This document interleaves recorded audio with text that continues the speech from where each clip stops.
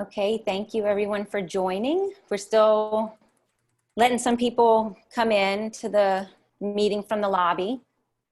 I'm gonna sound like a broken record, but please go and change your participant name to your first and last name so we can know that you're accounted for while we take roll. If you don't know where that is, you can go to the Zoom toolbar. It says participants. Next to your name, you should have a more option, and then it will say rename. Please put in your first and your last name. If you are calling in on a phone, please text 337-233-1010 with your first and last name so we can account for you in the meeting.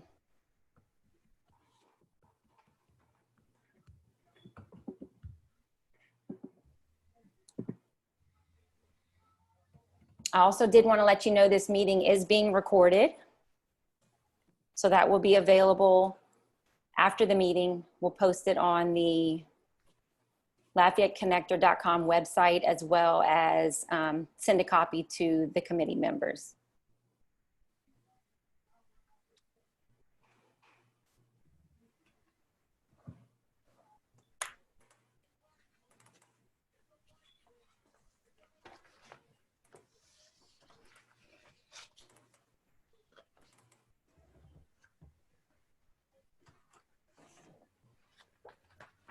Okay. We have a couple more people still coming in, but it looks like we'll go ahead and get started. Just to reiterate that this meeting is being recorded.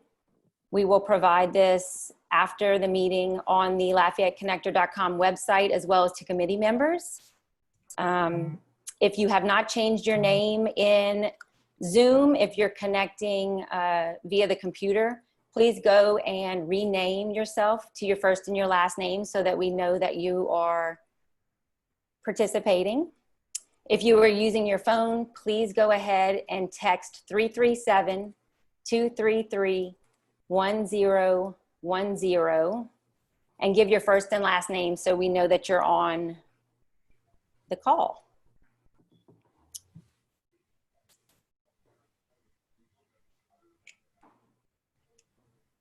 Also, just another little piece of advice. If you are, please use your video if you have the option. We love to see your face. So if you have that option, please turn your video on. Please do not use the Zoom call-in number while using the video conferencing audio at the same time. Choose one or the other, please. It causes some audio feedback if you try to use both.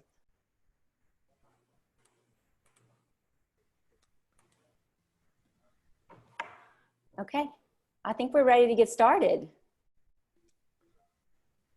I am going to turn it over to Tim Nickel to welcome you to the call, and we'll give some housekeeping after that. Okay, let's see. Tim, if you want to take it away.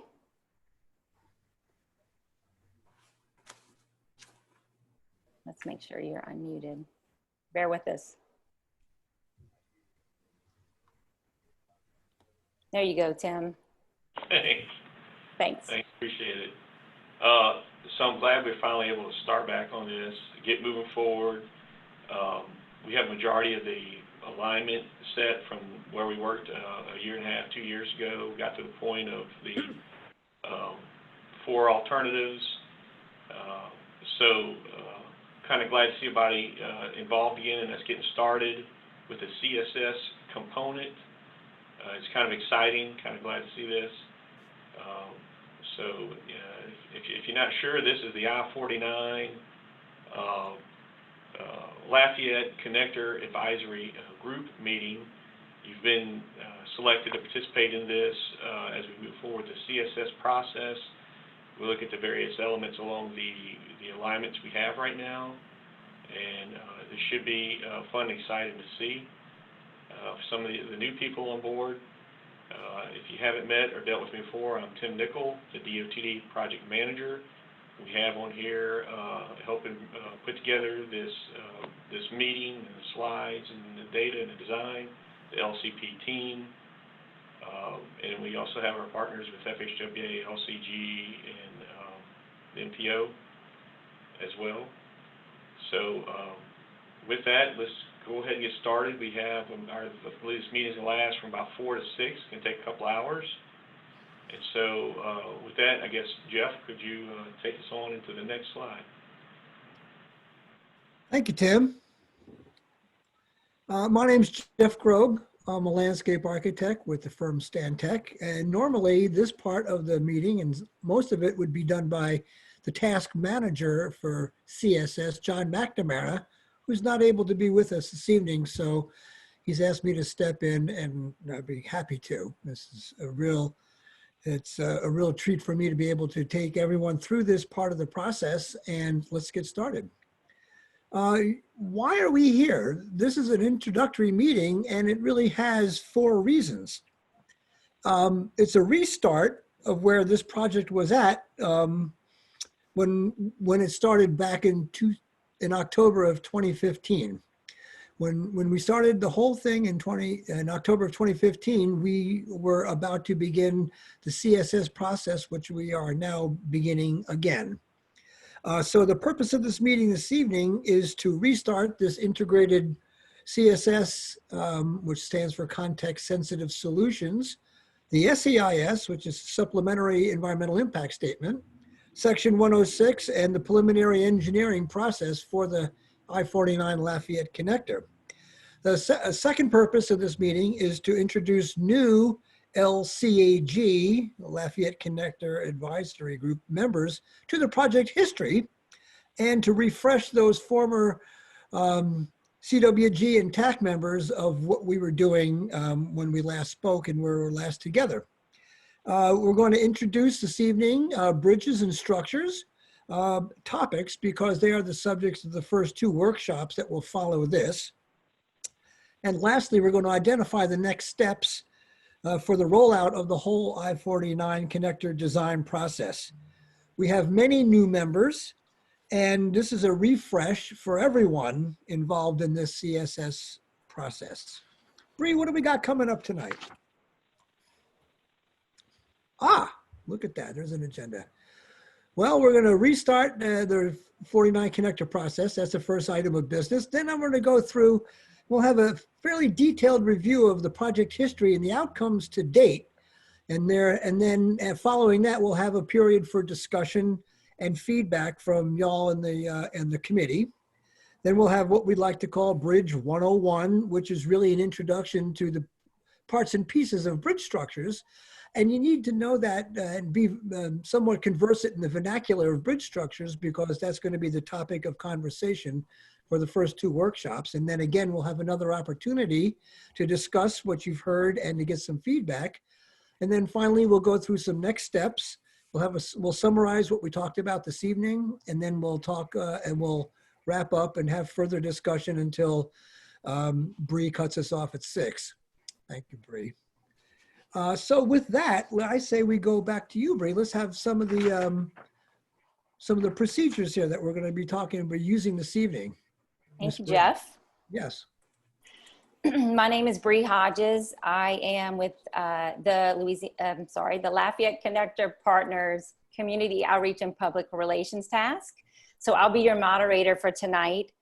Please bear with us. This is our first Zoom call for this process. So we feel like we've done our due diligence, but you know, we're going to do our best.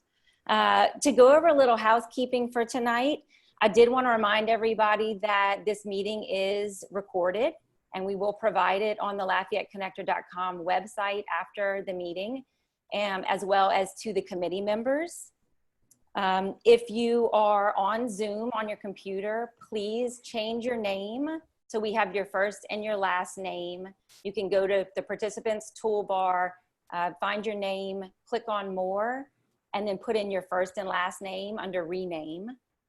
or you can text 337-233-1010 and give us your first and your last name so we can account for you in the meeting.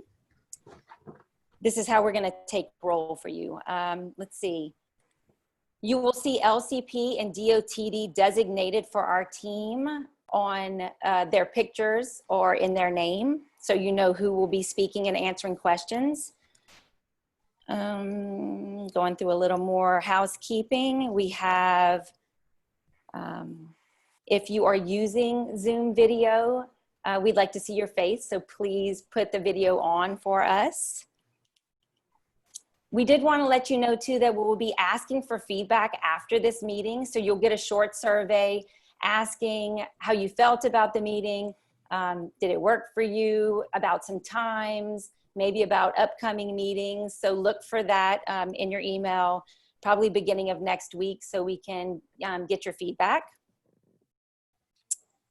Please do not use the Zoom call-in number at the same time as using your cell phone. We don't want audio feedback, so please pick one or the other.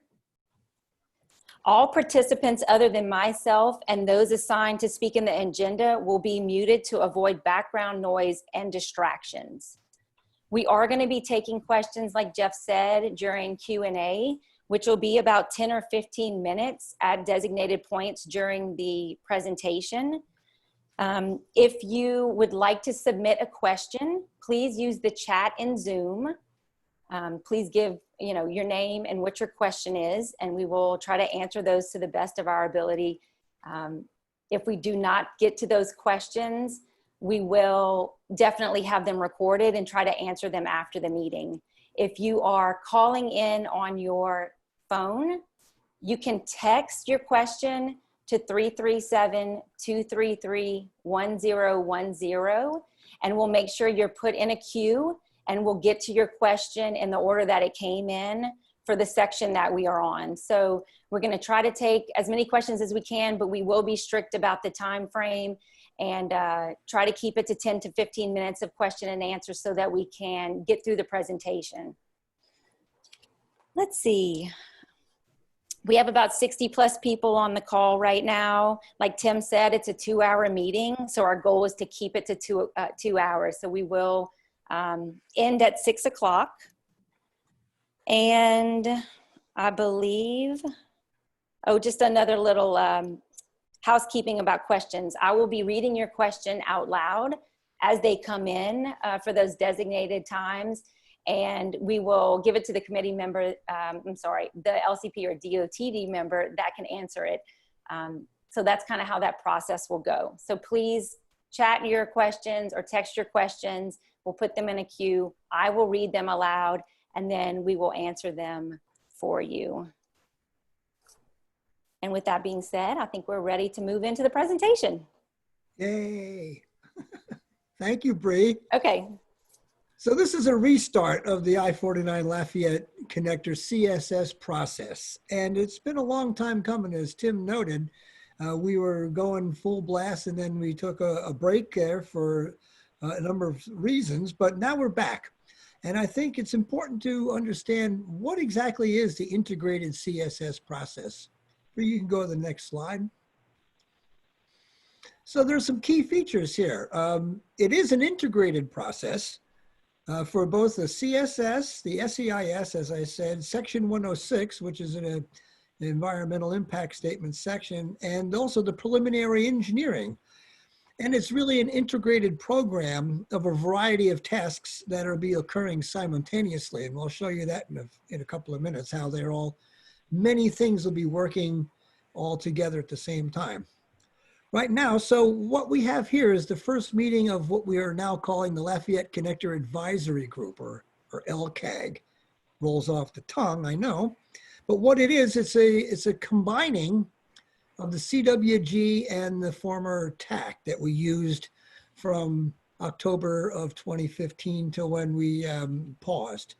And we'll go through the members of this new combined LCAG advisory group in a minute, but really we have maybe a third to a half of this now LCAG committee that are new members. And thus, the purpose of the meeting this evening is to introduce those people who have not been with us before, a brief project history and overview, as well as a refresh for those people that have been with us from the beginning. And like me, you might have a bad memory or something. So you want to have a little redo or a refreshing of the memory. And I think that's a good thing to do. So we're all, again, singing off the same page. We'll be focused on the design of the corridor. This is really about the design of the whole project as it will sit within Lafayette. And we need community input and we need technical input. And we need to combine those things. That's why we combine the CWG and the TAC into a combo committee so that each one can hear the other one's concerns. And this is an iterative process, which means we'll be going back and forth several times so everyone has a chance to say their opinion and give their thoughts, as well as to have the others in the groups hear them. Before, when the CWG and the TAC were separate, the community would say stuff, the technical people would say stuff, and then we'd have to put it all together and say it twice. Now everybody can hear everybody's business. And that's important from this point forward so that the community hears the technical aspects of it and the technical people hear the community's aspects of it. Membership on this committee is really based on proximity to the corridor and the relationship that you may have with the corridor. And we'll go through committee membership in a little bit, but it really has to do with people that really have a vested interest in seeing this project and giving thoughtful input from this point on. We're going to be talking about the mainline design components, and that's one of the reasons we'll have the Bridge 101 portion later, and the CSS design features as elements that'll make this thing, knit the whole thing together. We're going to have 2 LCAG workshop meetings per month, or at least we thought we would before the bug came. And that's a commitment we really need everyone to understand that they're making. Once a month, we're going to have a designated week, and there'll be a meeting on Tuesday evening where we present the topic of the month, and then y'all go back and talk amongst your constituents and whoever you need to talk to. And on Thursday, come back and we'll have a report back of what your constituents said, and we'll have a combining of all those thoughts into what the LCAG may come up with as a consolidated opinion. With that, there'll also be 2 partner agency meetings per workshop per month, so we can apprise all of our partner agency members of what's going on with this group that's convening this evening. Bree. Click. Thank you. So what we're really looking for at this point is input for the mainline components, which includes things like signature elements and other potential design enhancements that may be necessary to really make the whole project really fit in. There's going to be mitigation measures for potential impacts, and we're ultimately going to fold all that into what's known as a joint use development plan, where projects would be then identified and decided who's going to do what and how it's going to happen. These projects will come from the CSS committees that were here this evening. They're going to come from the neighborhoods, which will be having neighborhoods discussions all along. We're going to be a continuation of the Section 106 interested party consultations. And we're also going to be having a couple of public workshops. So there's all these different methods of generating input from all the stakeholders within the city of Lafayette and regionally, so that we really hear what's on people's minds.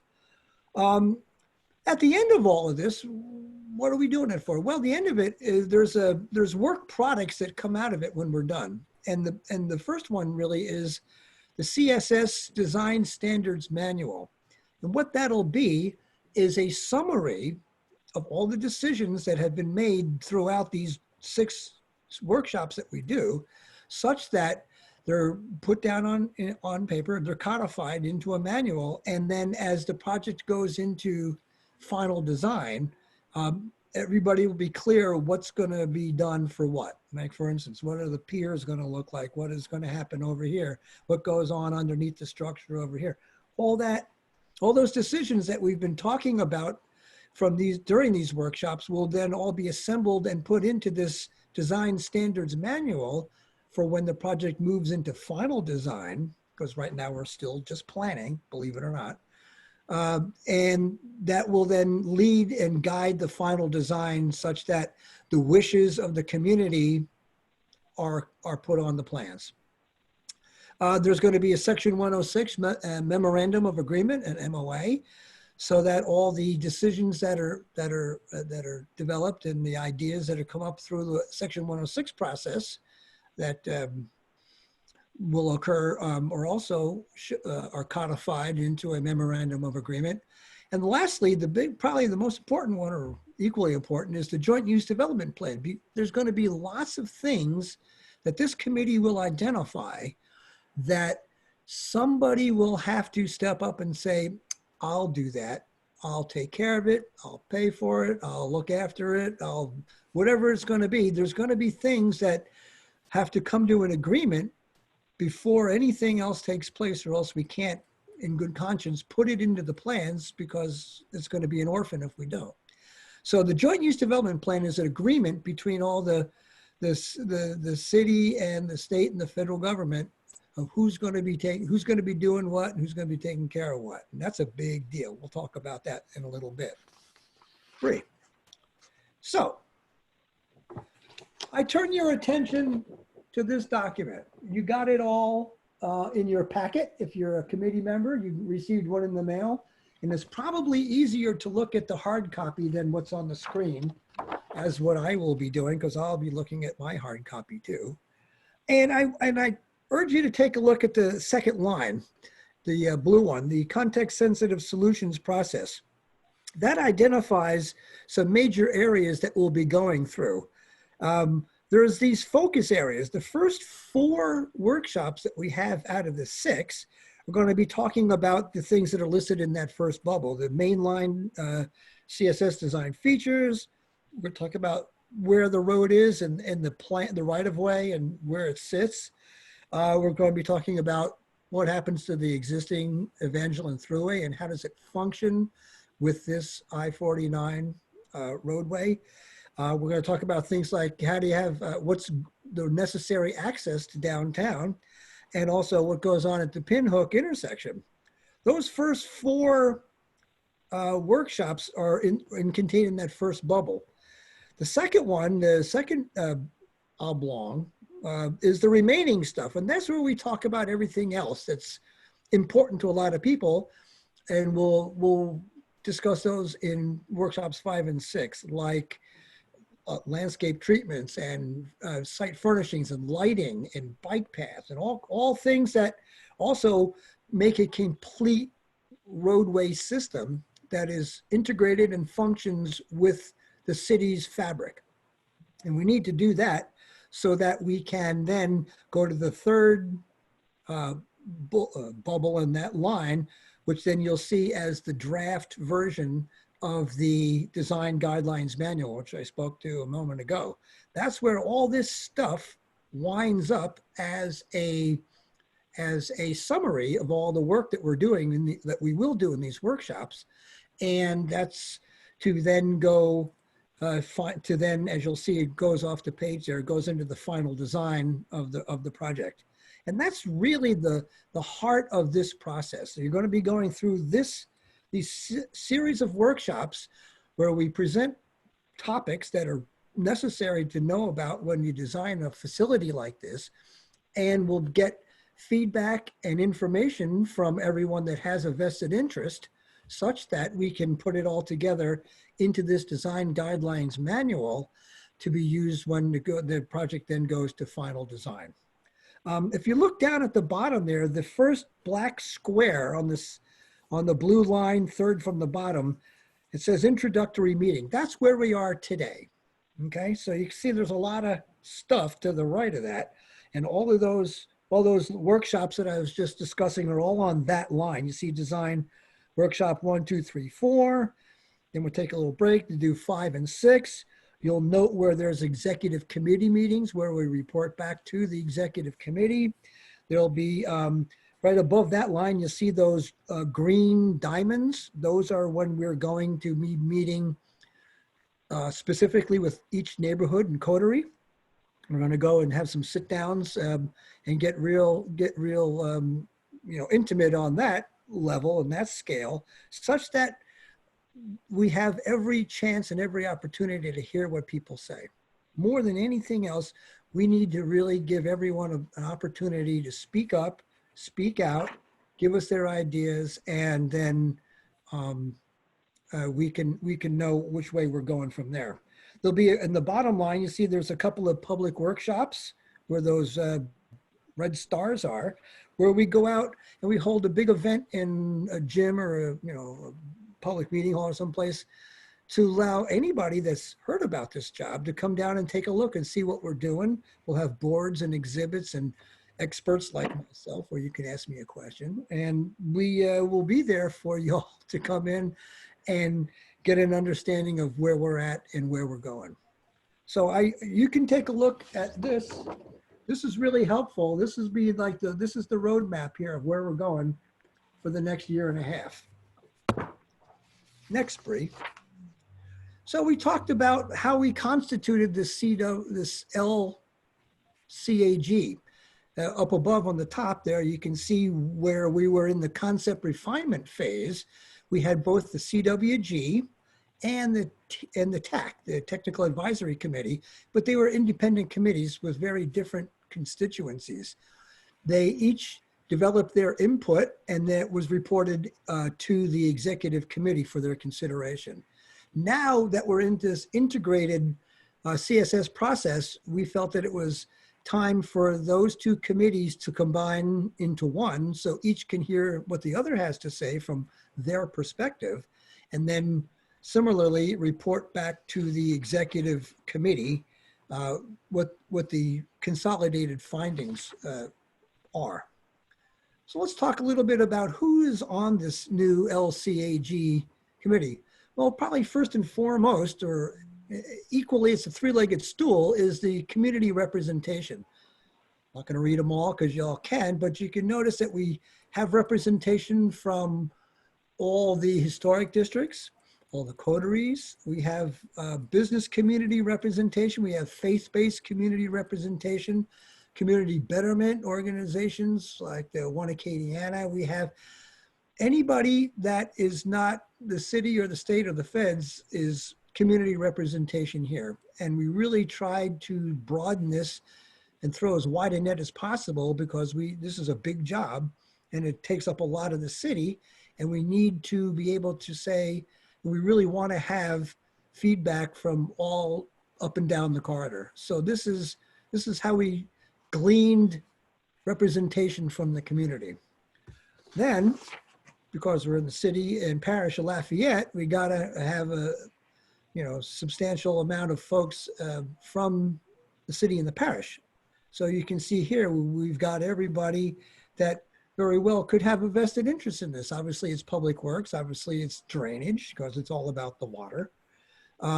It's about development and planning, obviously. We got zoning issues, we're gonna have utilities issues, there's roads, we're gonna be talking to the parks people. Fire department has to tell us whether they like it or not. The police department have to weigh in because if anything happens, they're the ones that are going to be responding. We got the airport because the southern terminus of the project is right down by the airport. And then the council members that are on the city council all will be represented as well. So this is the representation from Lafayette City and Parish.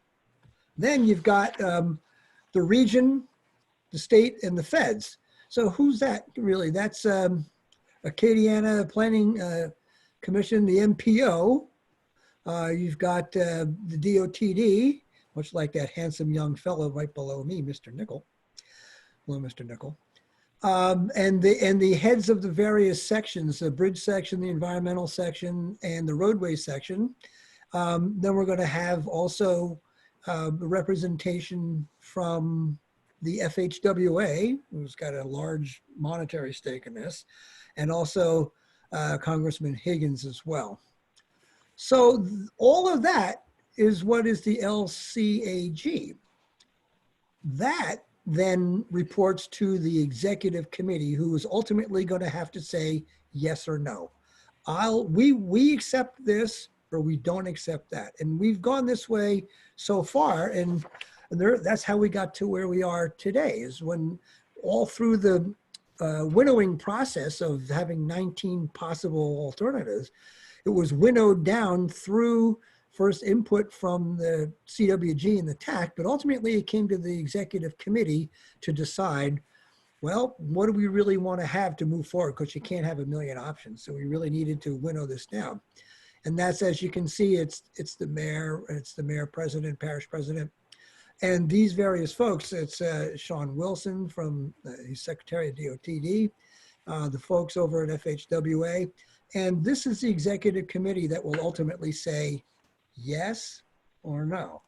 Okay. And that's really how the committees do their business, sort out the options, decide amongst the whole group, develop a consensus, and then advise the executive committee on what they believe should be taken and carried forward.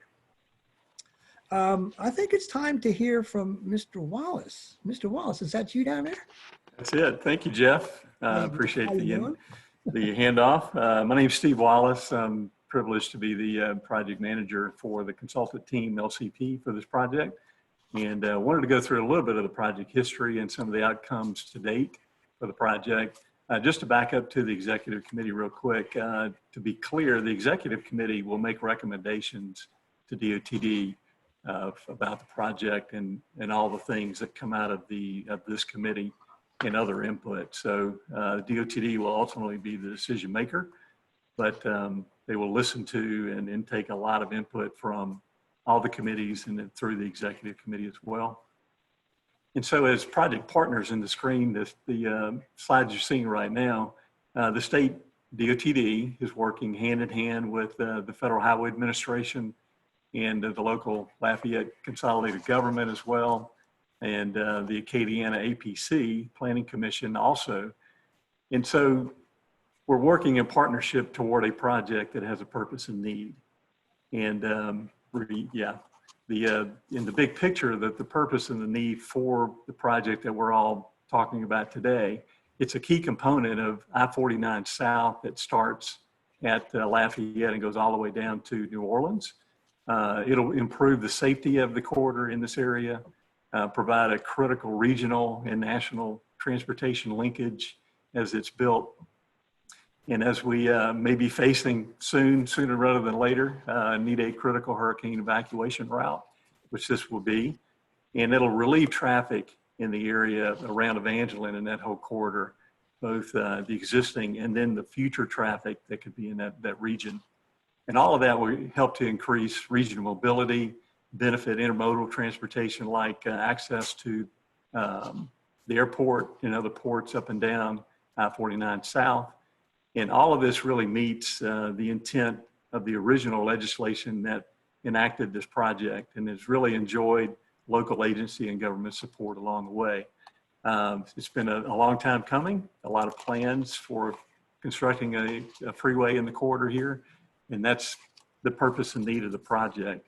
And so in looking back in time, the project has had quite a history.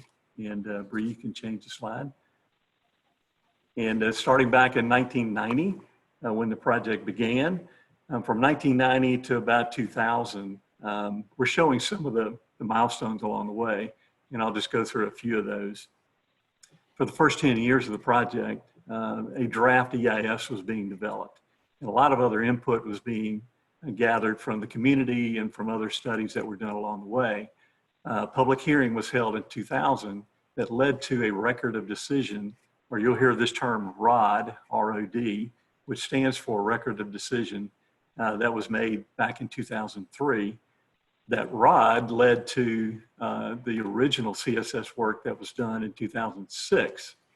That work carried on for about 2 years until 2008, and a pause was put on that process at that point due to some funding issues. And then we picked it back up. This current team that you're working with today, we picked it back up in 2015. And so from 2015 to today, that evolution of the project is part of what we wanted to go through over the next several minutes. So next slide. So what were the major considerations for the project back when we took it up in 2015? It's a 5.5 mile urban freeway. About 3.5 miles of it is elevated. It's up in the air on a bridge. At that point, back in 2015, there were 6 interchanges with a lot of ramps connecting it. There were some commitments from a CSS standpoint. There were some issues at that point with the runway at the airport, and we'll talk more about that later. The project's adjacent to a railway corridor, 2 historic districts along the way, one at Sterling Grove and now one at Freetown, Puerto Rico. We cross the Vermilion River, and we're adjacent to Beaver Park near the airport. And in all total, it'll probably take about 150 to 200 properties to acquire along the route. And as we look at the next slide, it shows kind of an alignment of what the project looked like in 2003. And this is what we picked up in 2015. And we thought it was good for you all, particularly that are new, to hear some of the history so that you understand some of the evolution really of the project along the way. The slide you're looking at now, on the left side is the south end of the project. Near the airport, you can see the blue is the river, Vermilion River, and it's 5.5 miles roughly up to where it terminates at I-10. And you'll see the red here indicates where the project is on structure, and the yellow or orange is where at that point where the project was on the ground. So Jeff, I'll turn it back over to you. Okay. I'd like to just go over real quickly again how we started off in 2015. We had constituted 2 committees. One was the Community Advisory Group, or CWG, Community Working Group, and that was to get community input on the recommendations that had been already put forth. There were 13 design feature areas and 55 design elements that had been put forth in the previous documents, and we needed to have community reaction and input to those items.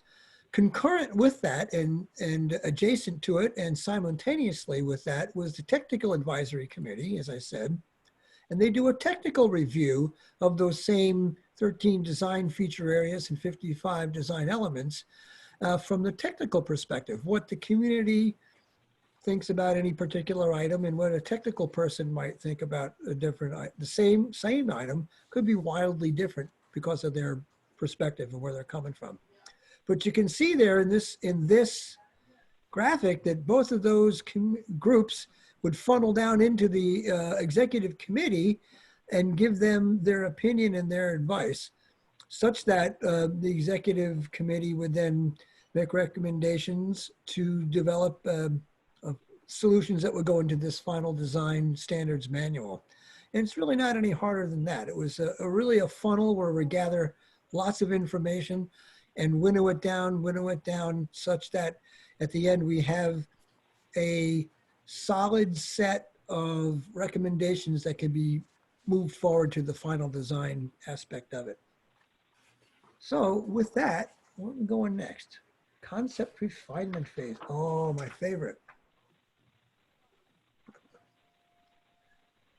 So what happened? Well,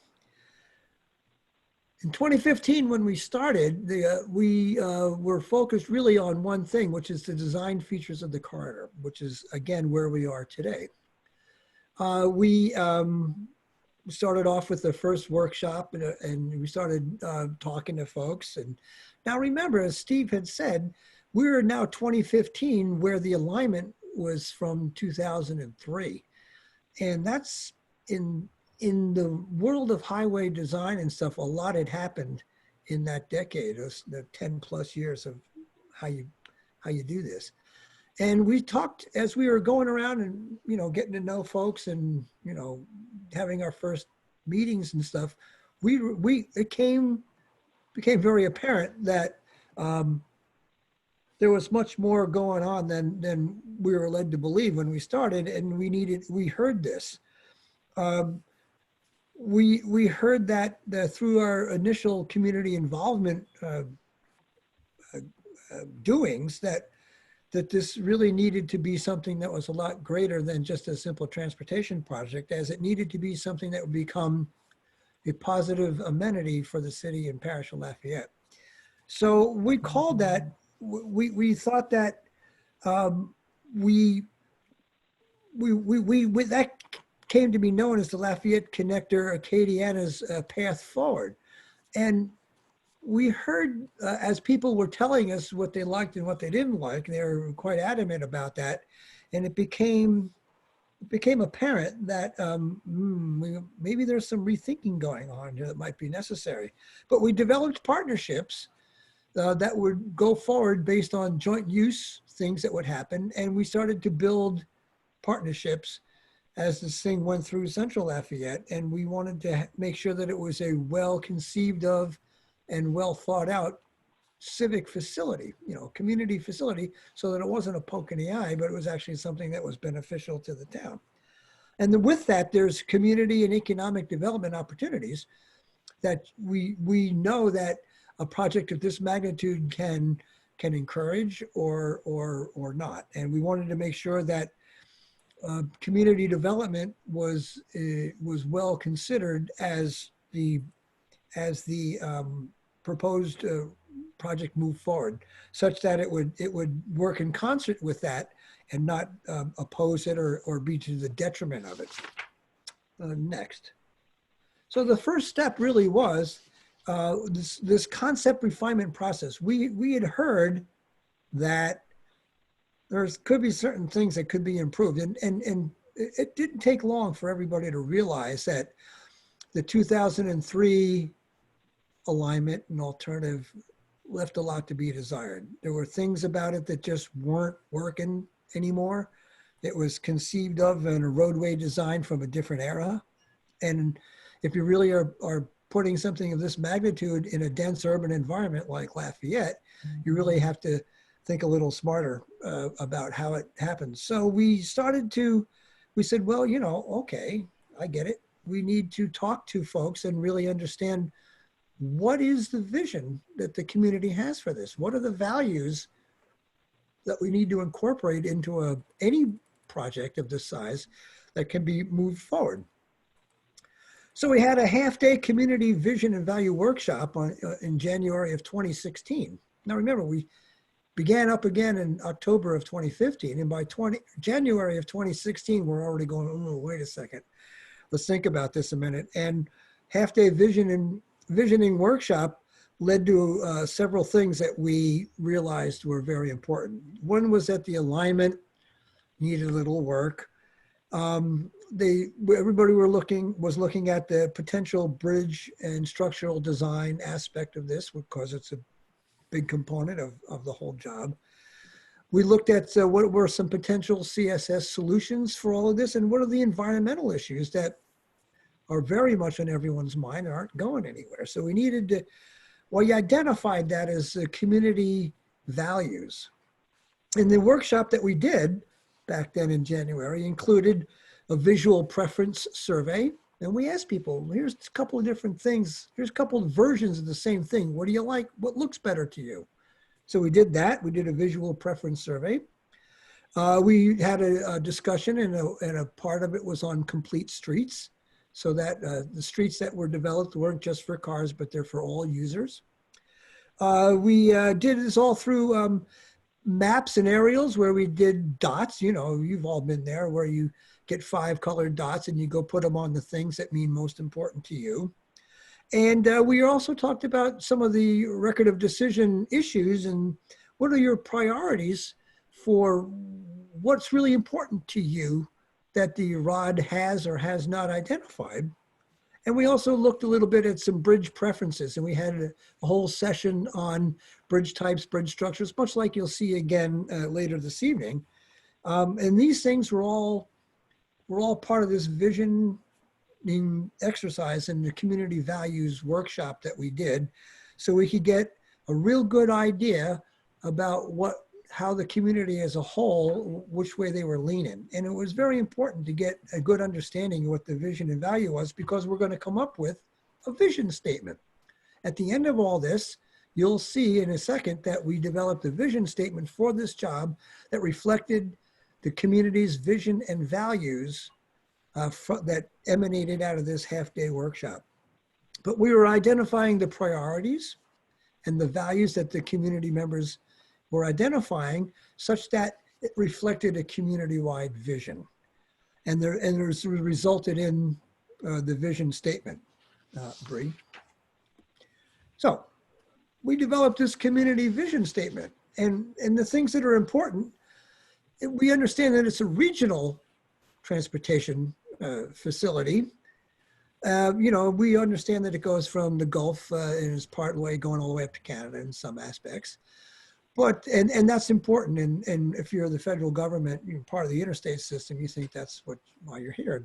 They're not wrong. But it's more than that, because we know that a lot of the traffic on this thing is going to be very local, and it's going to get a lot of traffic off the local streets and free up some space on what is now a clogged up Evangeline Thruway. But there's also another portion of it that's a community aspect of it. It's really this community divide that needs to be healed. When they built the original Thruway, it really sliced many neighborhoods in half, and that there's a potential with this now to reconnect those severed tendons and knit it back together. And this is the kind of project and the magnitude and the scale of such that can do that. We can use this to knit some of these aspects of Lafayette that were rendered asunder back together again, and healing that community divide. We also know that it was a really great chance to do some new kinds of mixed use development. Downtown Lafayette is a very energetic place, and it can be more so. And we know that the city always has plans to do more economic development as part of their economic development and planning studies. And we know that, this all can be supported with a project like this because it can be multimodal. And there's also opportunities for work and play and integrating it so that it becomes with the town and not in spite of the town. And that's really the thing that we wanted to get right more than anything else. We really wanted to make this something that can be a community asset instead of a liability. And part of our job here is to use other examples that we've seen nationally, internationally, and the exact same kinds of things. This is not the only place this has ever happened. And use those examples and bring those, use the best practices and lessons learned from other places, and use it here to make this work for land use and economic development, linkages, and sustainability. So we wanted to understand and generate some core values. We understand the following, that this really is a multi-purpose transportation corridor. You got the freeway up above a lot, but you also have all the local streets, cross streets, the Evangeline Thruway, you got all that. So it's really multi-purpose. It's local and it's nationwide. This is an opportunity for urban revitalization and enhancement. In a lot of places, what you do with your transportation system will directly encourage or discourage urban revitalization. And this is just a proven fact. We know that it can also have economic development stimulation for that exact same reason.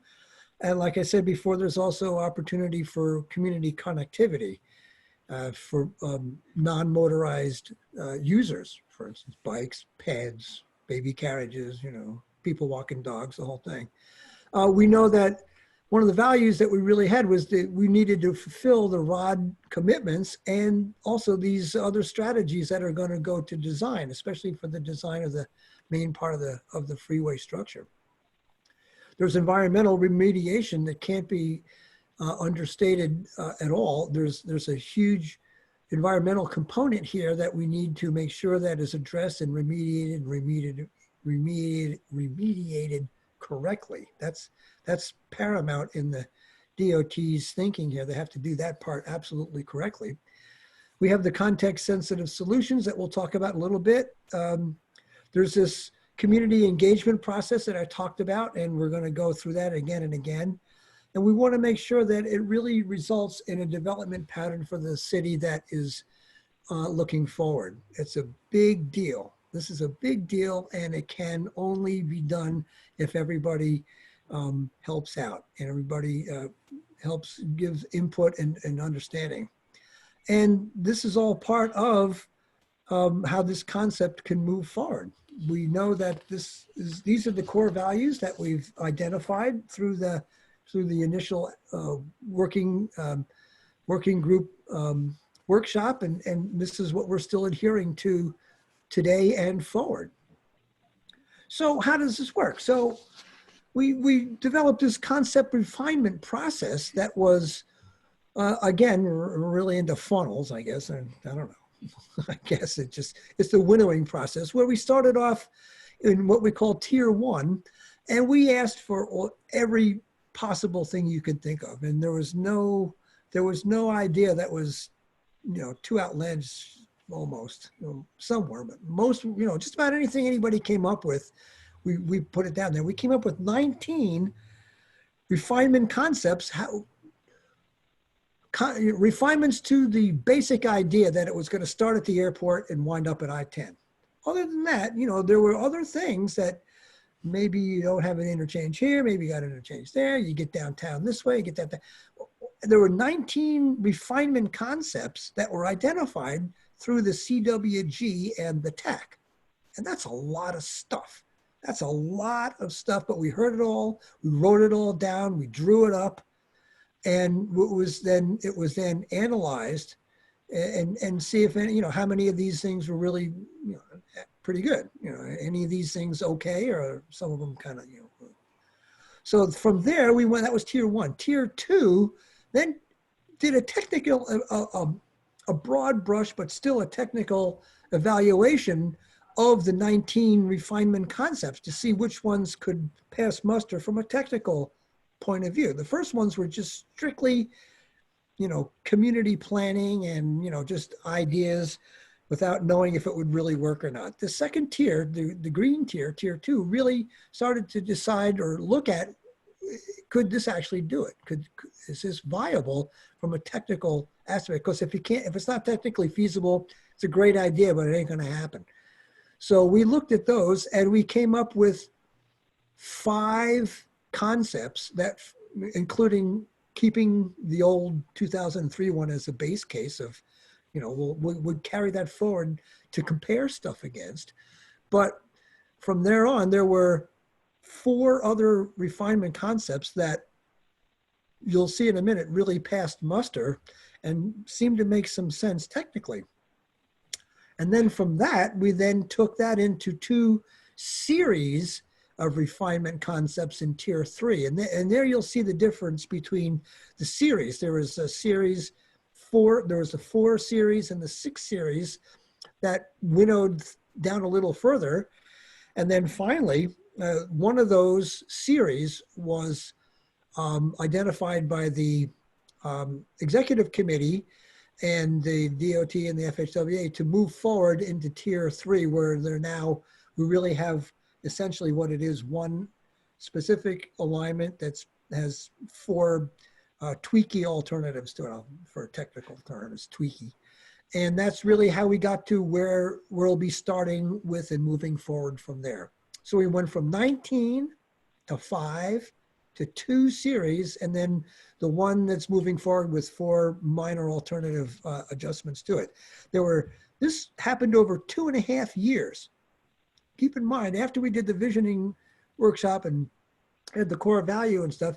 2.5 years took place to do this winnowing of all the ideas into something that was really possibly going to work and something that you would want to move forward. So we'll explain the 3 tiers here next. And Jeff, I know we've got a lot of detail we might want to go through, but I think for time, we probably need to kind of summarize the next few slides. Sure can. Keep us on track. Thanks, Steve. Yeah. Okay, there's 1, 2, and 3. Next. Just the tier 1 screen was high levels. Tier 2 was a little bit more, and tier 3, we really looked at it a lot closer. Next.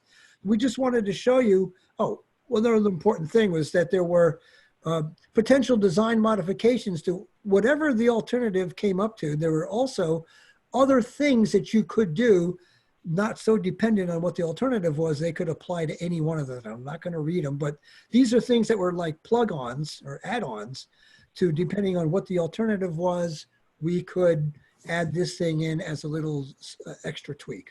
And there was 22 of those.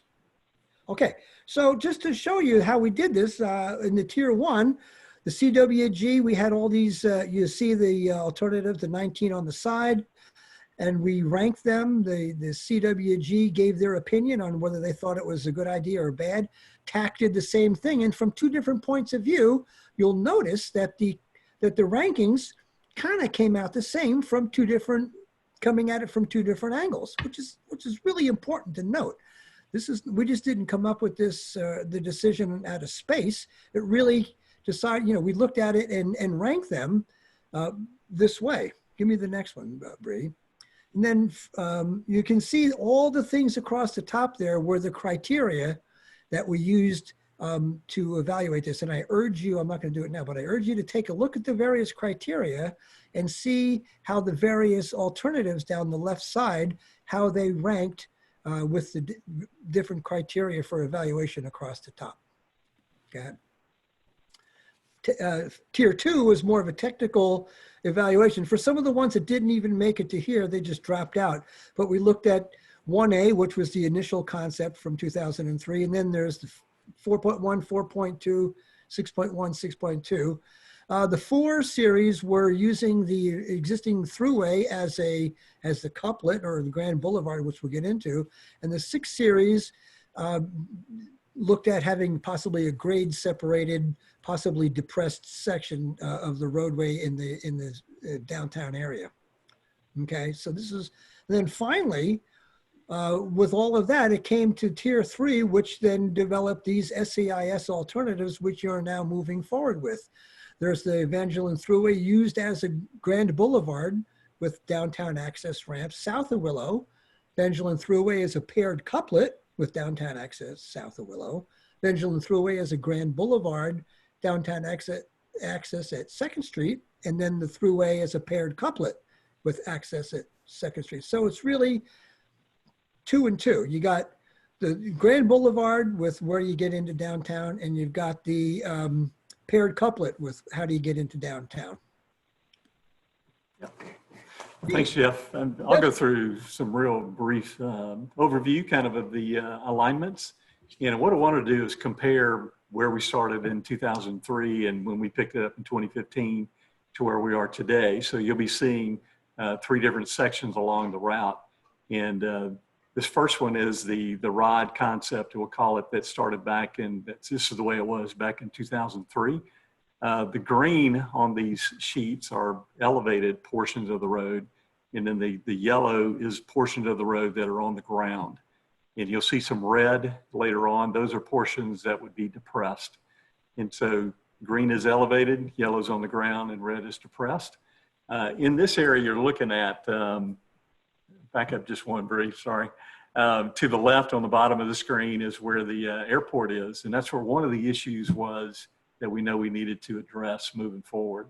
And then toward the middle of the page, you'll see Freetown, Puerto Rico. We were really crowding into to that area and wanted to address that as well. And so looking forward to the next slide, some of the ways that we did that, on the left side of the screen, which is the University in Surrey, we ended up depressing those 2 underneath I-49 in order to lower I-49 to to avoid any impact or conflict with the runway that's right there. And then as we get up to Pinhook, which is about in the middle of the page, where Freetown, Puerto Rico is, we were able to move the alignment away from Freetown, Puerto Rico and give it a little space there as a buffer to that neighborhood. And so moving forward from there, we get into the kind of the more core area of the project. And Bree, you can go to the next slide. And in this area is where you're looking at the 2003 ROD. This was the way that the alignment positioned itself in relation to downtown and Sterling Grove. And so it was pushed pretty close to downtown. It was coming back very close to Sterling Grove. The purple area was actually a walled section that was cutting off access of 6th Street and others going into downtown. And a lot of other streets were being cut off as well. And the two interchanges that are red that are shown here, one was at Johnston, that's on the left side. And then toward the middle of the page, those two red rows are 2nd and 3rd Street that were proposed at that point to have an interchange as well. It was creating a lot of intrusion into the neighborhood, into downtown. And again, was also cutting off local access with some streets. And so the next slide shows how that was really simplified with the refined concept moving forward. We were able to create a section that parallels the railroad track as you come off the screen on the left side. We eliminated the interchange at Johnson Street and also at 2nd and 3rd. And by doing that, we were actually able to really simplify the footprint, clean it up a lot, gain access back underneath the interstate from Sterling Grove across to other parts on the west side into downtown and also Freetown, Puerto Rico as well. And so it really helped to simplify and clean this area up. So as Bree kind of toggles back and forth, you can see kind of the very dramatic change that happened in this area. And we heard the input from folks that were adjacent to the roadway and as well as others. And the UTD listened to that and responded. And I think we've come up with a very good fit that helps to fit into the neighborhood. And so as we move further north, we get into the university interchange, and this was the concept in 2003. We were still kind of at that point, the project was cutting off some access around where the old Walmart is, and also on the other side, the east side of the road, as well as up around Philadelphia Church, and those areas were really not working well with this concept. And so what the next slide shows what the refined concept is going to do is provide two sets of roundabouts, one near the old Walmart area that gives a backdoor access to Donlin, and then also on the to the north of Willow, another set of roundabouts that will provide access underneath I-49 to get from the east to the west side there as well. And there'll be some other roadways and connections to the local neighborhoods as well that are provided that were not going to be there in the 2003 concept. So in general, that's some of the comparisons and changes, I guess, that were made moving forward. And as Bree kind of toggles between the two, you can see the changes that were made as we got all the input that you guys provided, which is very good, very incredibly good input. And so as we go to the next slide, what it shows is kind of that core area of the project. On the left side is where Vermilion River is. On the right is close to Willow Grove. And the alternatives, A through D, that Jeff started describing a while ago, the main line of those alternatives is essentially the same. And the only differences between the four alternatives moving forward are, what do you do with Evangeline? And then what do you do with access to downtown coming from the Willow Grove area? And alternates A and C include a Graham Boulevard of Evangeline, which takes the existing footprint of Evangeline that goes south and adds to it a boulevard so that it would be created as a new roadway. And so the existing northbound Evangeline would be turned back into a local street. And so that's the Grand Boulevard concept that is included in A and C. And then alternates B and D really have to do with how do you gain access to downtown? And one of the alternatives, access from downtown, is via a ramp that crosses over the railroad and then comes downtown into Second and Third Street area.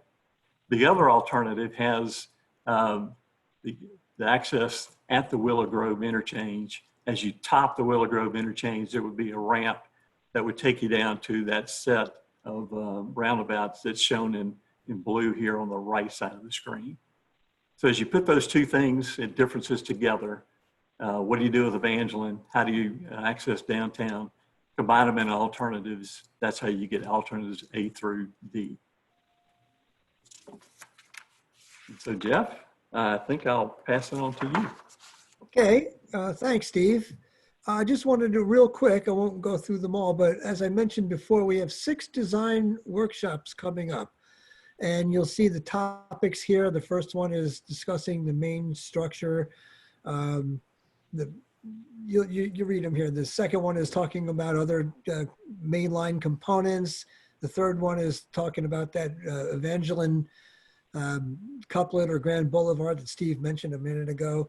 The fourth one is what are we going to do underneath the structure as we can develop some joint use opportunities. And then 5 and 6 are looking at all the other design features that are in, under, around, and through this whole thing: lighting, pedestrian facilities, bike stuff, art, all that stuff. So this is the menu of what's coming up after this. Bree. Hey, thank y'all. We have time for some question and answer now. So I just want to remind you, if you have a question, please put your question in the chat, chat to everyone so we can all see the question, but I'll go ahead and read them out loud. And then we can go through them like that. If you have called in on your cell phone and you'd like to text a question in, text it to 337-233-1010, and we can put them in the queue and answer them. We have about 10 minutes for questioning, and it looks like we have a question from Neil LaBeouf. He's asking, are alternatives A and C with the Grand Boulevard concept married to the southbound Evangeline Thruway as depicted? Steve? So Neil, you're asking if A and C, if Bree, you want to go back to one of the slides? There we go. So it sounds like, Neil, you're wanting to know if alternates A and C are married to the Grand Boulevard. If I understand your question correctly, it could also work with Evangeline as a couplet today. Evangeline is a two-way, as you know, a two-way couplet today, and alternates A and, or the 2 ramp options could work with either one of the Evangeline options. Hopefully I've answered your question. Okay, thank you, Neil. We have a question from Gabe Rodriguez. Can you put the last map back up and point to Willow Grove interchange, please? Let's see. You might want to go, there you go. Sorry, there you go. I don't think I have a pointing option, but maybe you can put them in the right direction. It gave the Willow Grove interchange is shown here in the middle. It'll be what's called a diamond interchange, where you'll have ramps coming on and off the interstate to be able to get down to Willow. And so the green part of what you're looking at is elevated, and then the yellow roadways that are on the ground. Okay, thank you, Steve. Let's see. This question is from Ann Mahoney. Last round, someone presented the potential affected historic properties. Do y'all have those results? Well, thank you, Bree. And that's a good question. Probably going to let Lou or Noel in our environmental section answer that. I know we've done some work with affected historic properties. And so, Lou, you want to take a stab at the answer? Lou, I just unmuted you. Yeah, am I unmuted? There you go. Well, an inventory has been done and it is currently being reviewed, and it should be decided soon. I mean, the preliminary, it appears that there are no historic properties being taken in the right-of-way. Of course, Sterling Grove and Freetown are very close to the right-of-way. Well, actually, Freetown's adjacent, but there are no historic properties that appear to be impacted whatsoever, but the study has not finished being reviewed. Okay, thank you, Lou. We have a question from John Williams. Who is the contact if we have concerns about the design in front of our business? I'd like to speak to someone specifically about what will happen to our particular property. We own Pack and Paddle on Pinhook. Thank you, Bree. John, I know that believe we've met and we've talked about Pack and Paddle several times. And Tim, I may ask you to give a recommendation on who John could talk with, but we have, in fact, Bree, you may want to go back 2 or 3 slides and you can show where Pinhook is. And Tim, you want to offer an answer? Now there. Yeah, go back 1 more. There you go. There you go.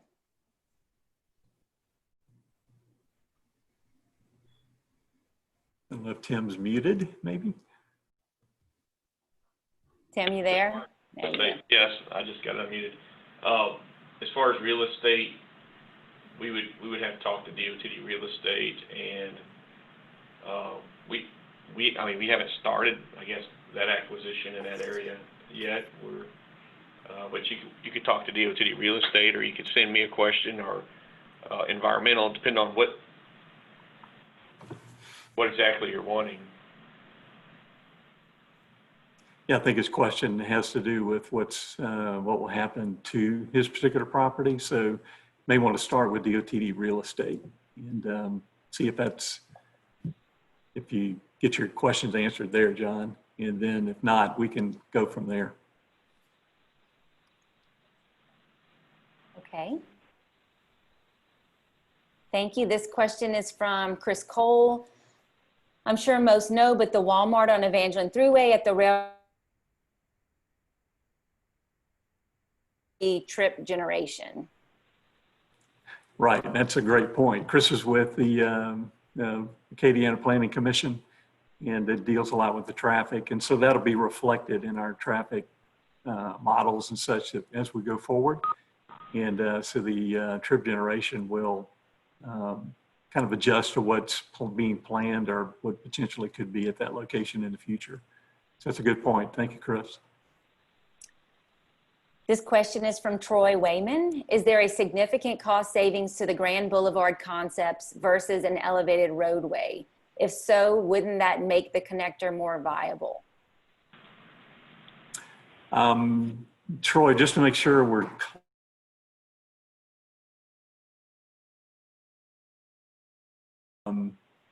the Grand Boulevard is at grade.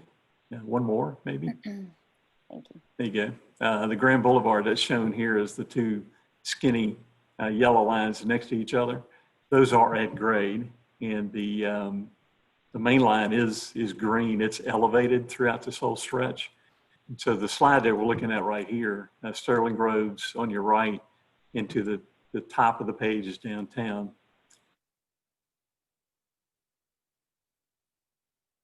To to handle traffic coming to and from the interstate and also locally.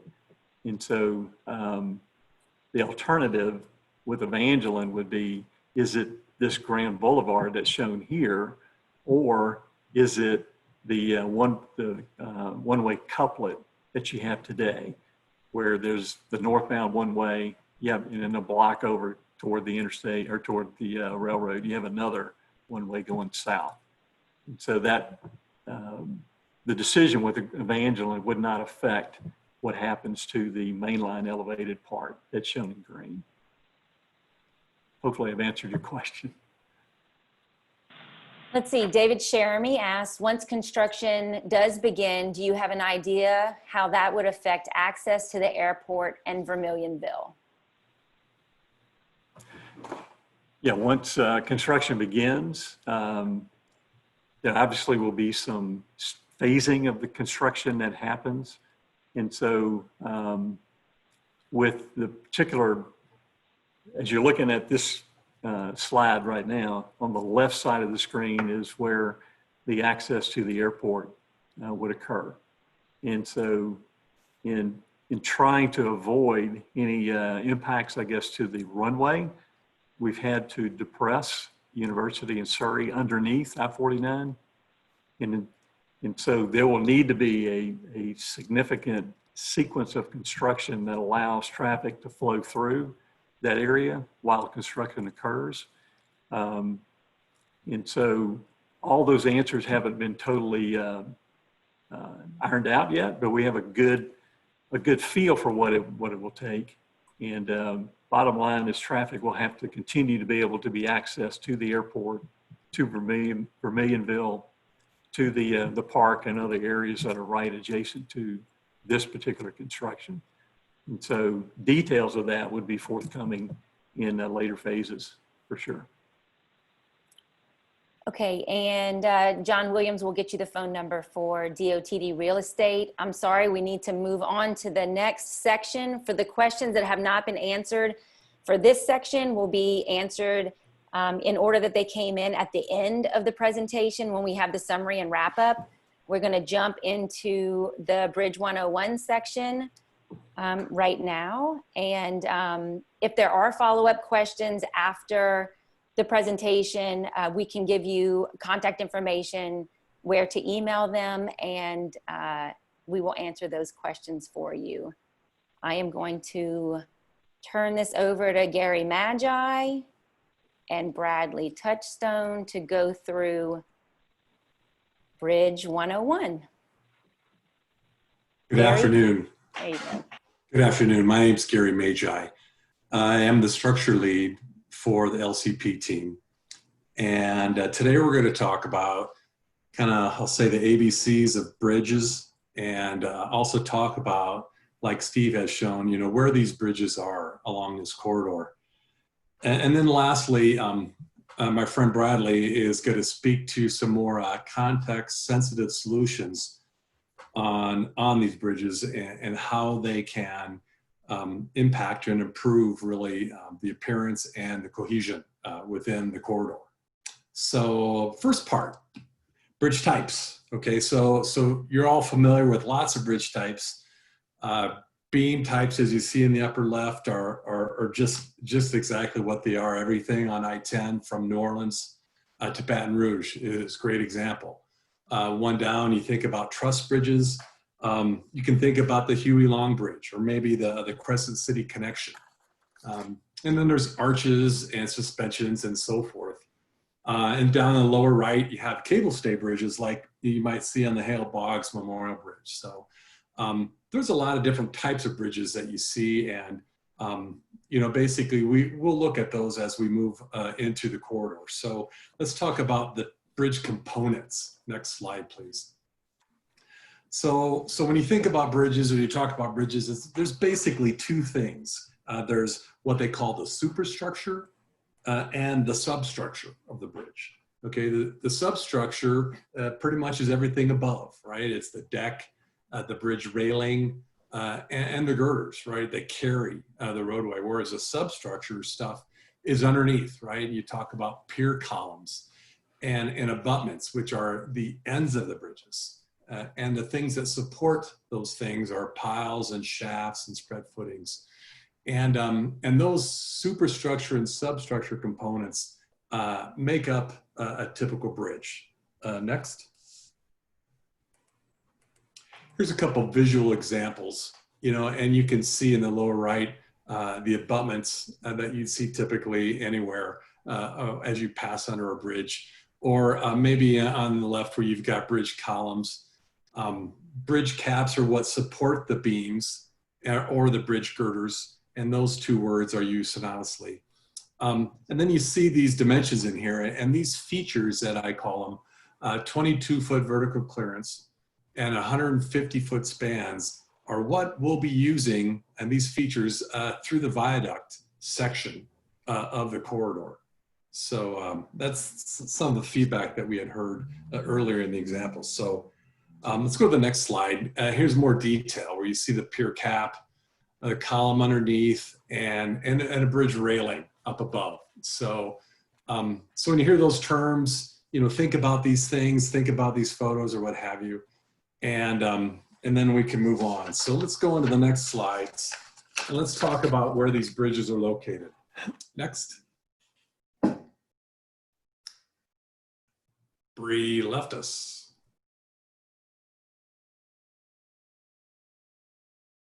Where do we got bridges, right? Let's go to the next one here.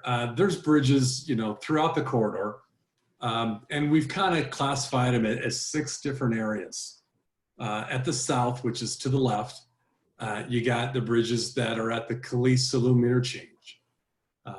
Moving up north, you've got a bridge over University in Surrey, and those are grade separated. And then also, number 3, you've got bridges over the Vermilion River. Steve mentioned that earlier. And then you talk about the big bridge, right? This is the 2-mile-long viaduct, which basically exists just south of Pinhook and extends all the way through the Central District up through the Willow Interchange. And this is a significant urban corridor, and it's extremely important. And so we think about that. We want to take advantage of the lessons learned, and I'll talk a little bit more about that when we talk about bridges, section 4. But then I have a number here, number 5. That's what we're calling the Johnson Street Bridge. And within this 2-mile viaduct, the team is exploring signature bridge opportunities. And the location that we have at Johnson Street is not finalized, but we're just using it currently for discussion purposes. And so we'll talk about that. And then lastly, the bridges that are the ramp bridges, that get you on and off the viaduct. So let's move to the next one. So the first section of bridges at the south of the Calais-Saloom bridges are multi-level interchanges, bridges that cross over I-49. Here you see something similar up. You've been up at Shreveport, you'd see the overpass here at I-49 at segment K. And so, so there might be something like that that would be considered, but that's what we think about when we talk about multi-level bridges. Next. Section 2 talked about grade separated bridges, bridges over highways or roadways like University Surrey in number 2, or bridges over the Vermilion River. And there the team is considering the use of pre-stressed concrete girder bridges, very common bridges constructed throughout the state. So let's move to number 4, and then we get into the viaduct. Okay, so this viaduct, like I mentioned, is a 2-mile-long viaduct. The team currently is looking at different bridge types, concrete bridge types. In the upper left, we show an example of what would be a Louisiana LU girder. And then in the right, there, like in Miami, there's an LG girder, which is basically a concrete pre-stressed girder, very common. And then in the lower left is something you see where a concrete segmental bridges. And so these 3 concrete bridge types, we're looking at them in more detail, and we're going to talk a lot more about them in the first workshop. So look at the next slide. We talked a little bit about what best practices can we take advantage of what lessons learned can we draw from as we think about this urban corridor? Up in the upper left, here's that segmental bridge again. Well, look how tall the girders are up above from the roadway. That, you know, that area creates a more openness. We want to take advantage of that. You see there's a gap between the two bridges, allowing more light to open that up a bit. In the upper right, you see considerations for some sort of maybe a park or a plaza. Those are opportunities that we'll really dive into in the later design workshops, and the use of art, public art. And Bradley there in the lower left is going to talk a lot more about that when we move forward. So let's go to the next slide. And now we've talked a little bit about the signature bridge at Johnson Street. And I want to break those down into two types. I want to talk about signature bridges and bridges with signature features, right? Signature bridges we'll talk about, you know, are a little more complex, where the signature feature bridges might be a little more affordable, that have similar appearances. So let's move to the next. Next, please.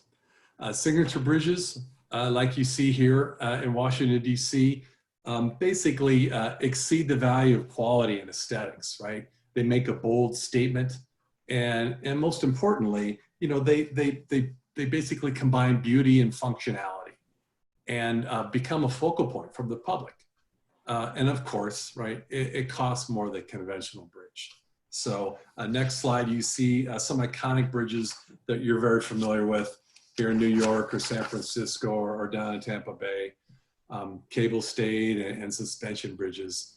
And those are definitely awesome, right? That's what we can say about them. Next, and when I think about, and when the team thinks about the corridor here, potential signature types might be bridges like arches, like you see in Texas here on the right, or maybe bridges with the cable stays there in Waco over the Brazo River. So we've been looking at that, and we'll explore that a lot more in the design workshop too. Okay, so next, let's talk about signature features, right? So talked a little bit about that. It incorporates the aesthetic treatments, but it puts them on more conventional bridges that are more affordable. It still enhances the appearance and adds what we'll say visual quality. And it could be anything from lighting, use of monuments and obelisks, as well as incorporating color and textures.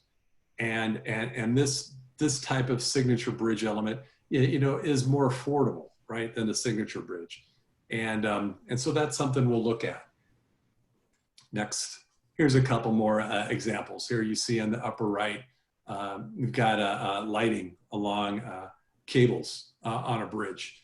And where you might have monuments like you see on the upper left along a structure to you know, mark the location of the structure and identify with some element within the community.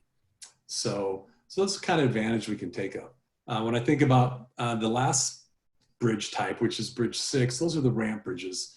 And Bree and Steve talked about those. Those are bridges, of course, either at 2nd Street or at the north and south of the main line areas.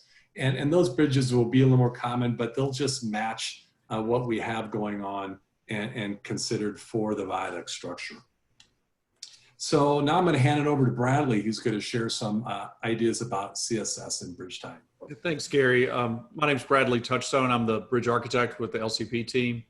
And you know, the intent here is that we really just want to whet your appetite. The first 2 workshops are going to begin to explore in great detail all of the opportunities that exist to make sure that this bridge stitches itself into the urban context in an appropriate way. We're going to focus on, you know, the different elements, starting with the bridges, and then in later workshops, we'll work our way into landscape and hardscape features to make sure that we're really taking advantage of all of the elements that are going to be placed on the landscape. I mean, the reality is we're going to be putting a lot of stuff out there. And if we can do it in a way that's thoughtful and cohesive, then I think we can create something that's really significant and will last visually and culturally for a very long time. And you know, when we talk about the bridges, Some of the things that we're going to be looking at to begin with are things like piers, walls, and then also the introduction of secondary elements like monuments and gateways,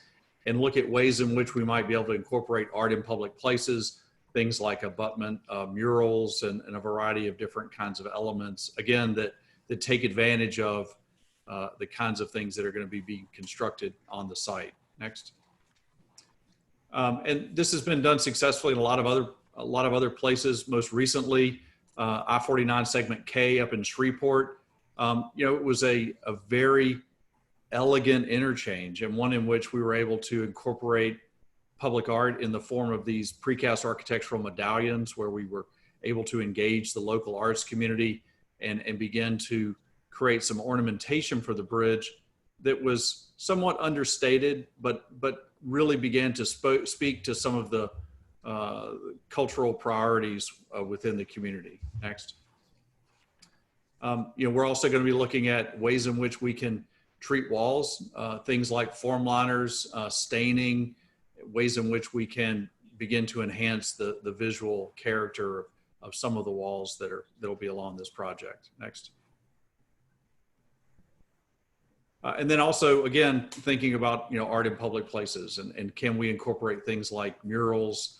Can we, what kinds of railing systems might we have? And then how might that become integrated into the landscape? Seen here at the bottom and in the upper left-hand corner is actually the abutments of a bridge in Hastings, Minnesota, is where a wonderful artist named Craig David was commissioned to put in these cut stone murals that depict the history of the place, and also the history of the structures that were in this location previously over the Mississippi River. And so, how can we begin thinking about incorporating public art into these, into some of these projects? Next. And then also, monuments and gateways. This is going to be a significant gateway into the community, and so we want to make sure that we're demarcating that sense of entry and exit in a meaningful way. And there are lots of examples that we'll explore with you about how that's been done successfully elsewhere. Go ahead. And color, simple additions of color into structures can have a pretty profound impact on its visual appearance. The bridge in the upper right-hand corner was the Biloxi Bridge between Biloxi and Ocean Springs down on Highway 90. And their color played a significant role in taking what is otherwise a very workhorse bridge and allowing it to have a bit more of an elegant appearance. And then secondly, on the left-hand side is again the Hastings Bridge, where a very bold color was used in the approach piers. And that color really makes sense when you see the crossing of the river, where you have these wonderful big terracotta colored arches. And so color was used to really begin to stitch the entire project together. Next. And then lighting. Certainly, lighting has the ability to transform the way these structures are experienced at night through simple things like necklaces of lighting or wash lighting along superstructures to more aggressive kind of theatrical type lighting or event type lighting that might be incorporated into some sort of a signature bridge or signature element for the structure. And all of this too is a lot of this has to do with appropriateness. And so we're going to work with you all to determine what kinds of lighting were appropriate for the community and can help reinforce the kinds of events and activities and experiences that we want to create. And then lastly, I'm going to let Gary talk a little bit about maintenance, because I cannot emphasize enough how important it is that we really focus on good detailing for the structures, so that we can not only create something that's beautiful on opening day, but something that remains very beautiful for decades and decades to come. We're talking about structures that are going to last up to 100 years. We want to make sure that they age gracefully. And that's a good point, because we've got to think about, the life cycle cost of the structure when we evaluate these bridges. And we want a durable bridge. We want a bridge that's going to be there and last a long time and performs well, right? So you think about drainage, and you think about the lighting and what's required to maintain that lighting. So we'll be considering that as we move into these next efforts and share that information with you in this upcoming design workshop. So Bree, I guess that kind of wraps it up with what Bradley and I have to share with the team. Thank you, Gary. Okay, we have some time for question and answer. We're going to go with some more bridge specific questions right now.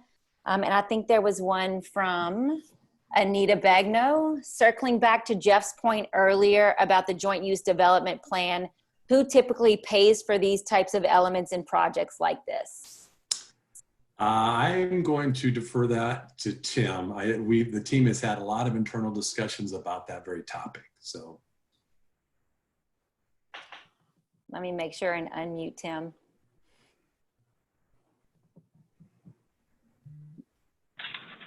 What was the question again, Bree? Which one? The question is, who typically pays? Let's see, circling back to Jeff's point earlier about the joint use development plan, who typically pays for these types of elements in projects like this? It would depend on what the element is as far as between the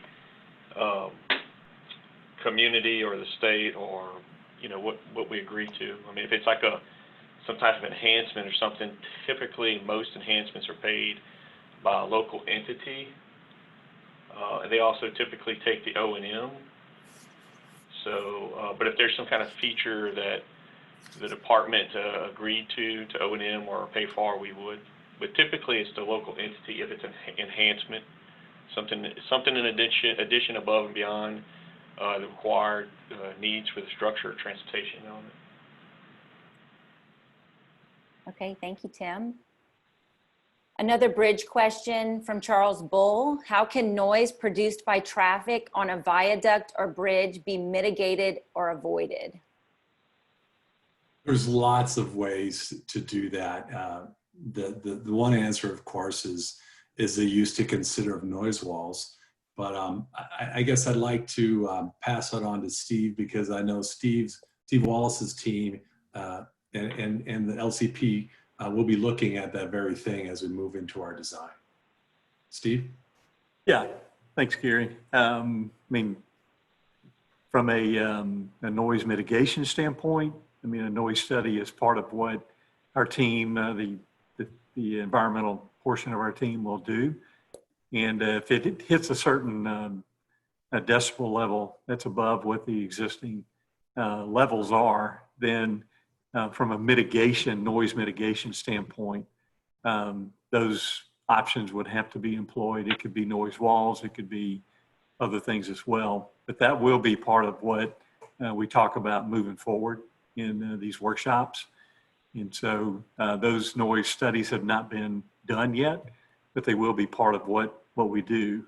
And options of how to handle that could be part of our discussion as we move forward as well. Steve, if I can add to that too, there's a lot of best practices that we've learned over the past few decades about detailing of bridges to reduce noise, things like reducing joints wherever possible and proper detailing of those joints. Grooving of the roadway surface can have a big impact on noise. And then certainly, some of the heavier structures that we're looking at with the concrete definitely has some advantages in terms of noise avoidance. And then where it can't be avoided, certainly mitigation factors get explored as well. Right, and there's been some discussion about steel versus concrete bridges, and I think your options are going with concrete, which tend to be quieter in and of themselves, right? Okay, we have another question from Samuel Oliver. The viaduct examples show single pier structures with greater heights. This isn't typical of most Louisiana bridges, which tend to be lower and much more conventional. Are these visuals actually representative of the design envisioned? Yes, they are examples that we are exploring now. We made a point, and I talked about that earlier, how we wanted to use best practices from previous viaducts to open up this area. Let's raise these bridges up a little bit. The AASHTO requirements which is the federal requirements, mandate a 16.5-foot vertical clearance over roadways. And through the community and the input that has been received from where we are now, a height of around 22 feet is what we'll be targeting in most of the areas. So we can open this up and really make it, I guess, more blend in better. Use of single columns helps to open up the vision as you look underneath the bridge. And we'll explore multi-column and single columns as we get into, and we can share that with you in this Design Workshop 1. Yeah, I think that's a good point, Gary. Design Workshop 1 is focused on that mainline viaduct, and we're currently preparing a whole litany of renderings that are going to put you at specific vantage points, looking at all of the different structure types that we're exploring right now and thinking about things like pier options so that you can get a very good sense of specifically what is being proposed for this project.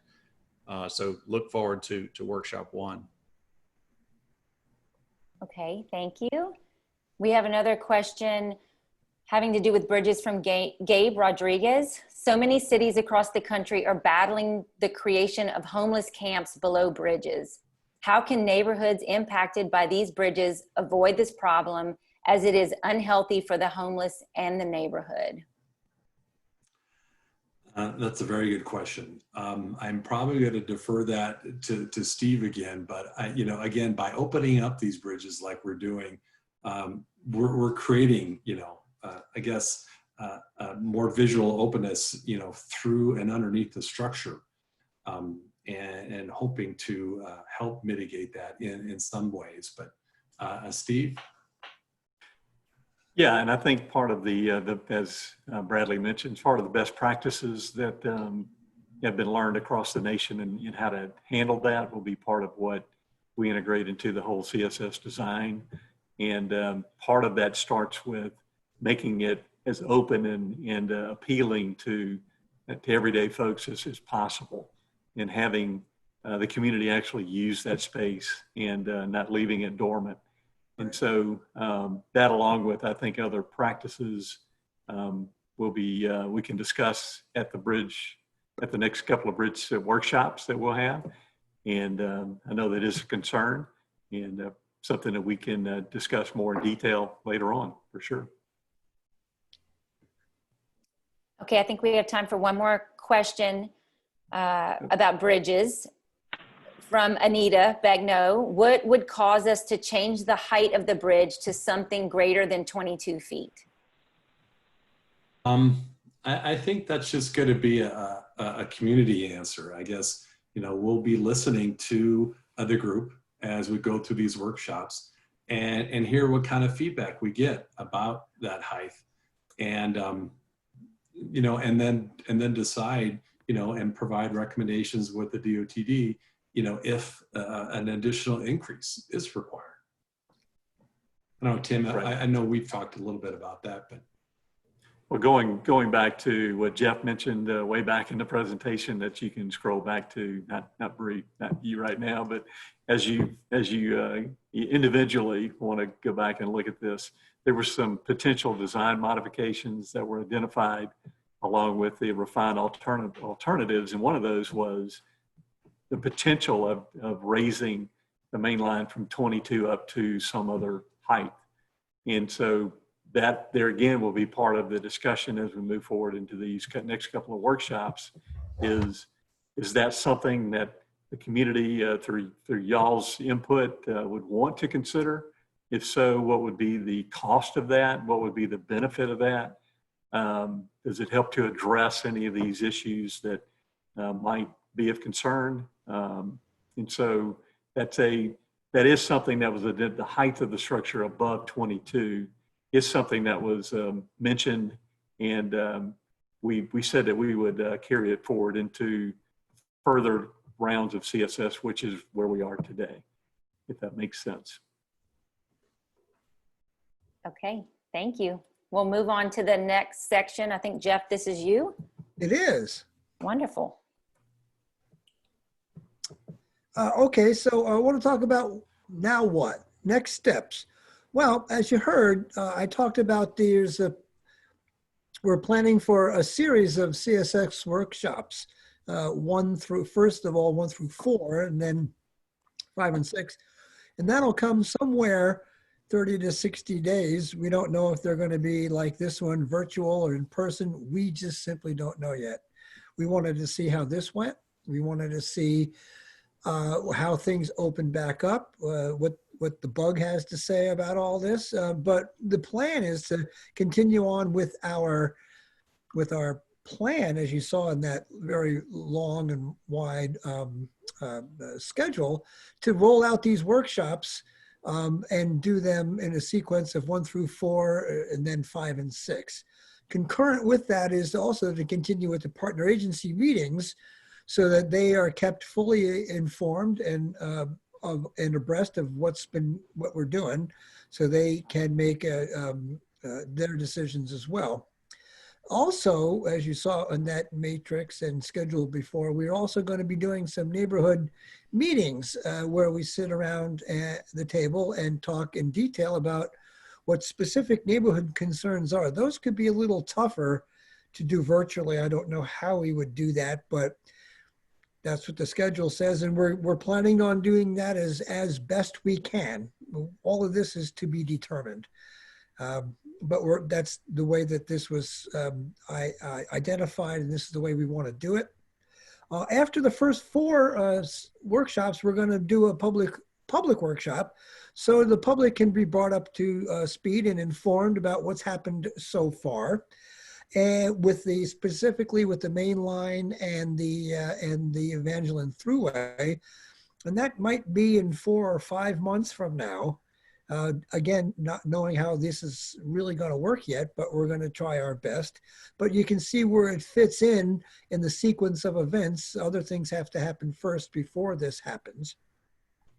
Concurrently, the Section 106 identification phase will be including more consultation meetings, at either, again, virtually or in person, to dates to be determined, so that we can get that memorandum of agreement prepared as a component of the SEIS. And lastly, well, the SEIS process is going to continue, but then there's also, we're going to continue with our preliminary engineering necessary to support all of this CSS and SEIS process. So we need to have that preliminary engineering ongoing to see how these things manifest themselves and become more real as we figure stuff out as we go along. So that's the next steps. And right now, I can't tell you when the next one's going to happen, because we got to figure that out. But as soon as we know, you'll know. With that, Bree, I'll send it back to you, and let's get some more questions here. I love them. I love Okay. This is great stuff. Great. It looks like we have a good 11 minutes to answer the rest of the questions that came in. So we'll try to get through all of them. We have a question from Matthew Holland from Bike Lafayette. Where do you foresee crossings for pedestrians and bicyclists near the Willow Street portion of the connector?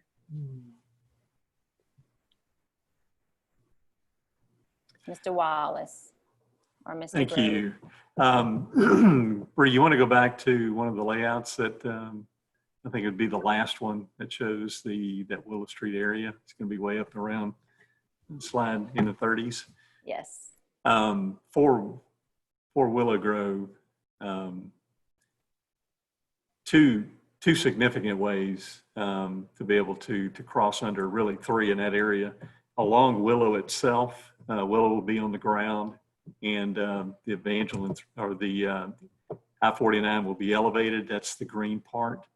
And so as you go along Willow, you'll be able to get to either side of I-49 because it's up in the air. And then to the south, just to the left of that, near where the old Walmart is, I-49 will also still be elevated. And so that it's called a dog bone roundabout, figure 8 looking thing that's filled with purple. The design of that is to allow bikes and pedestrians to be able to cross under safely I-49 and get to either side of the interstate along Evangeline as well. And then a similar feature is up north of Willow. near Philadelphia Church and the Lamar area that's there as well. There's another Dog-Bone roundabout that connects MLK to Castile. And so that would allow bikes and pedestrians to be able to go from both sides of the interstate. Kind of a real improvement, I think, from today, from what we understand. It's very precarious to cross Evangeline today. So the thought is to provide those options to be able to go underneath the interstate in the future. Hopefully that helps to answer your question. Okay, thank you, Steve. The next question is from Charles Bull. Lou, in your answer to Ms. Mahoney's question, you appeared to suggest that unless a property is in the right-of-way, it isn't considered impacted. Will visual, noise, traffic, pollution, and other impacts on Freetown, Puerto Rico be taken into consideration? Yes, they will be. When I said I meant directly impacted, I interpreted her question as to whether we were going to be taking any historic properties. Pending a final review of that document, we will not be taking any historic properties. There, of course, are impacts, especially to Freetown, which is adjacent. So there are going to be visual impacts.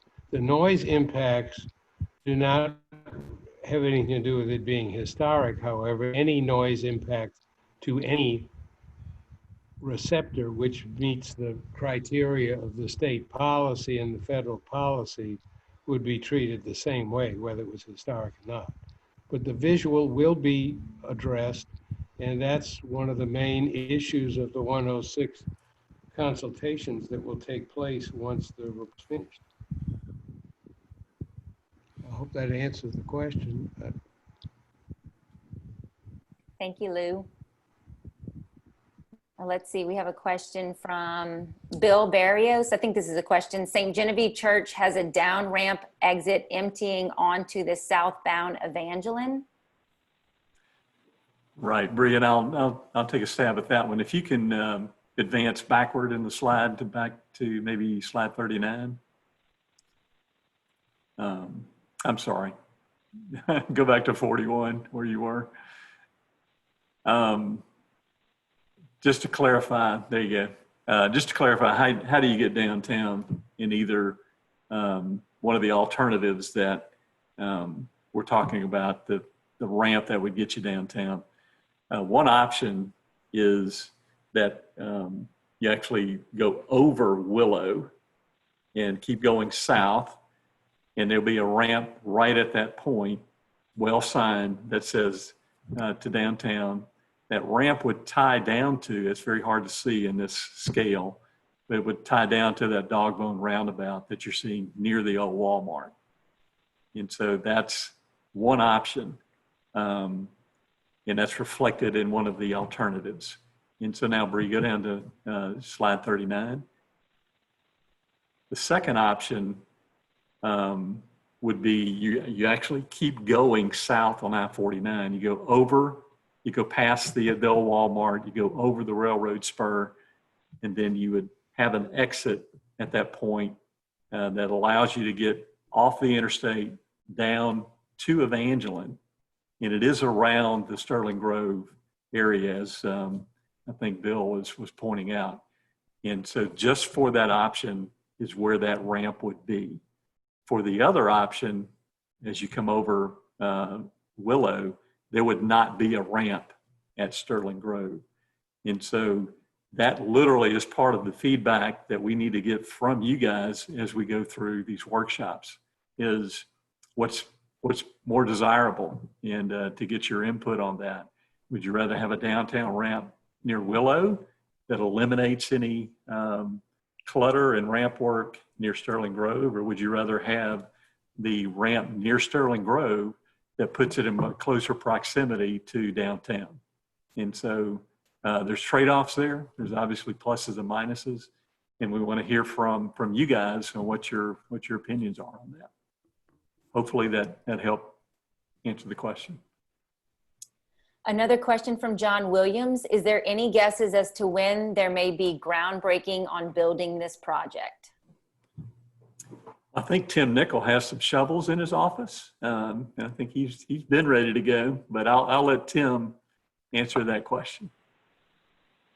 As soon as complete project funding or project funding is made available, or if there's phasing, significant funding is made available, you're probably looking at 4 or 5 years from now, another year and 9 months or so to finish up this environmental, and I guess another 2 years or so for plans, depending on how it's phased. And provided that funding is identified, so you're possibly looking at 4 or 5 years from now on a portion or segment of it, provided we're given funding.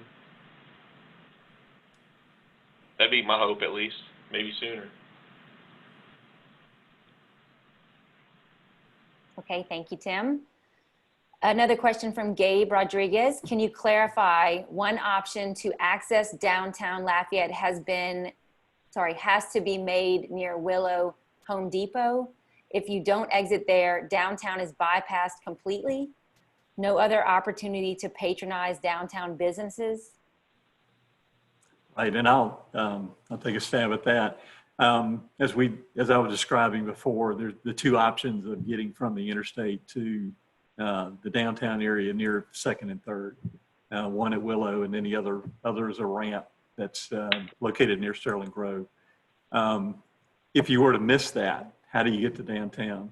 The next ramp that's just off the page here as you go south, there would be a ramp exit that would take you down in the vicinity of Pinhook. And so you would go over Johnston, but you would get off at Pinhook and be able to circle back to the downtown area. And the debate really back in the early 2015 to 17 area was, do we put interchanges, do we leave the interchanges really that were there at that point at Johnston and 2nd and 3rd that give that more direct access to downtown, or do we simplify the footprint? And kind of the collective wisdom was that we needed to simplify and to eliminate those interchanges, but allow it kind of just to the north of the downtown area, and then just to the south at Pinhook as well. Okay, thank you. Last question, which I think we have a minute to answer. Ann Mahoney asks, you said the structures in the right-of-way are being reviewed. By whom? Also, affected structures aren't just the ones being removed or torn down. Who is collaborating with y'all about that?